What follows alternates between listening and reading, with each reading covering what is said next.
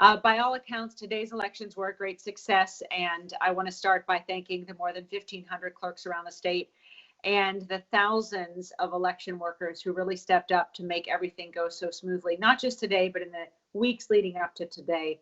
And we know our work ahead is cut out for us as we prepare for November and continue to adjust and adapt to the challenges of the pandemic and other political realities.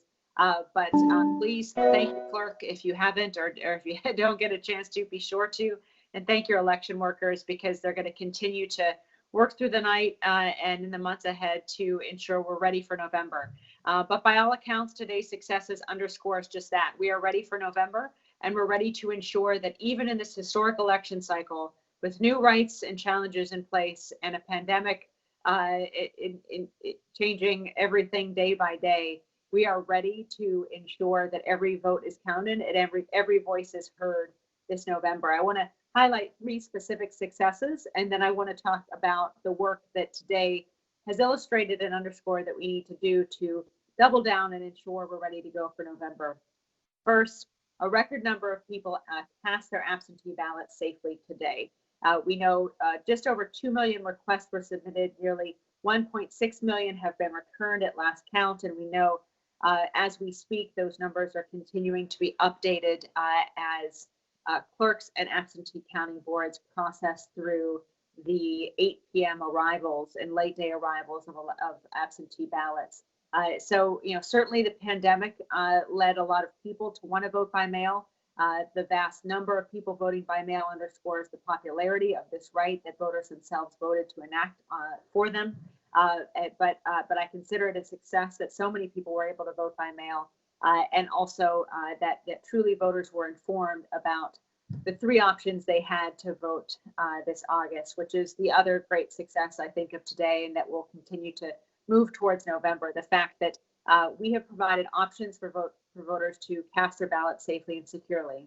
They can request their ballot by mail and return it through the mail. They can request their ballot through the mail, and they can return it at a drop box or in person to their clerk. They can request their ballot early at their clerk's office and return it in person at their clerk's office. And finally, they can vote in person on election day at their local precinct. All of these options and making sure they're available and that all voters are aware of them is key to ensuring our success in November, and it was key to enabling successes today. Because there are a lot of, as we know, unknowns and variables that may impact an election and voters' experiences. And the more voters are informed about how to adjust and adapt to those variables, meaning if there are challenges getting a ballot in time, that they know there are other options for getting a ballot and making sure they can still vote. And only all of that information puts us in a good position to see a successful election. And again, the results of today show that voters are aware of their rights, they're exercising their rights, they're willing to adjust it and adapt to ensure their votes are counted and voices are heard, and that we are able to provide all of those options safely and securely. In particular, our polling places were calm, clean, and safe throughout the day.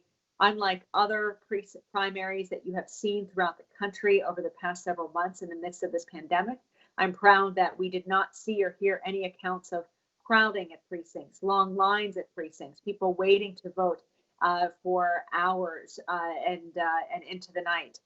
We were able to move voters through quickly, efficiently, and that really is due in no small part, again, to the hard work of our clerks and our staff at the Bureau of Elections and the CARES Act funding that helped us provide PPE for every jurisdiction in the state, but also to the 6,500 individuals who signed up through our Democracy MVP program and were deployed throughout the state today and will hopefully continue to be involved in November.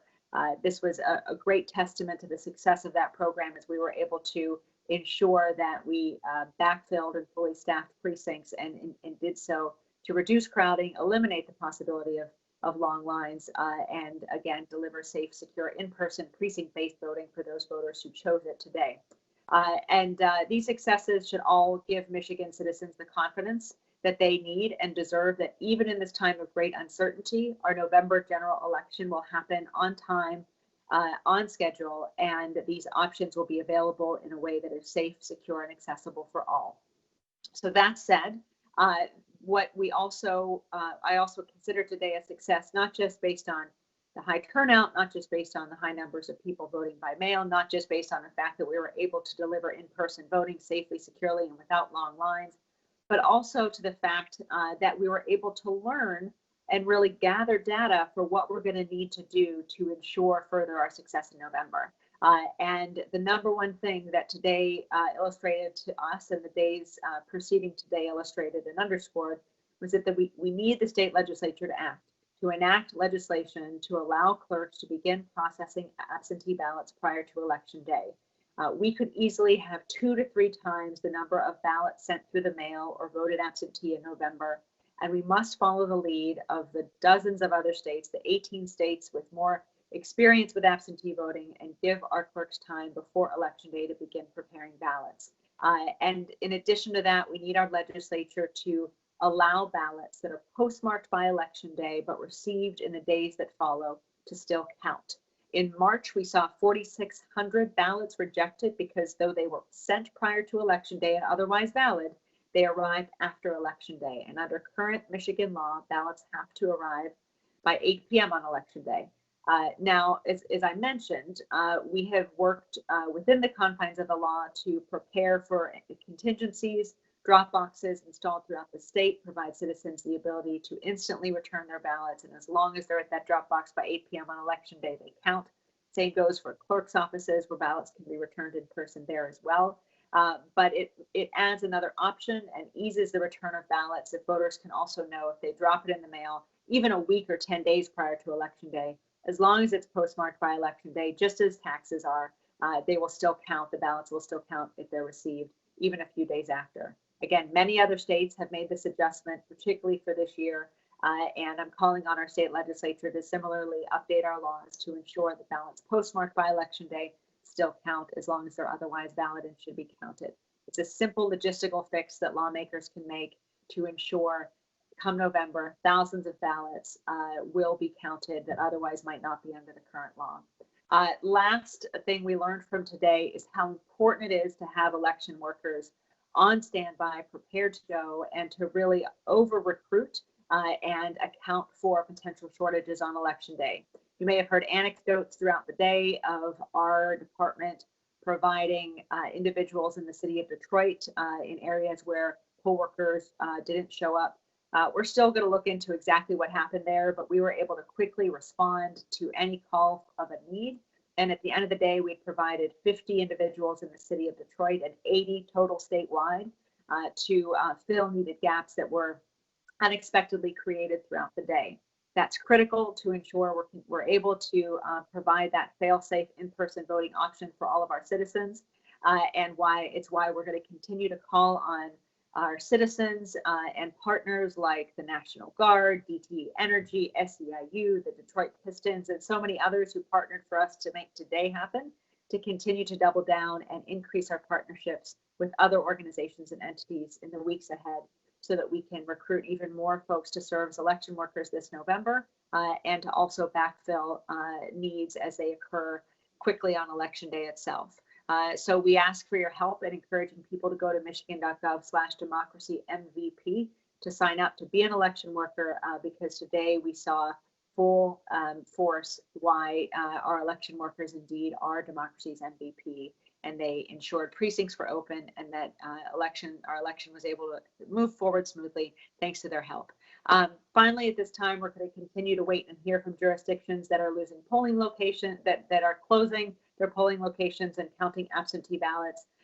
So I know there's lots of concern about when we're going to have the final results. We're going to continue to share information as we receive it. Right now, we know that there were no lines that we've heard of or seen at polling places throughout the state at 8 p.m. So we should expect to receive those in-person voting results immediately or shortly after right now. And while a lot of communities have made significant progress on counting those absentee ballots, we know that many are continued and expected to count through the night.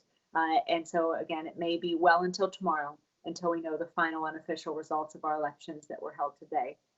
But all of that, I believe, was to be expected. And you've already heard me talk at length about what we can do to protect for that come November. So with that, I'm happy to take questions, and thanks again for your work today to get the word out about and ensure voters were aware of any last minute changes of how to cast their ballots and ensure their voices are heard.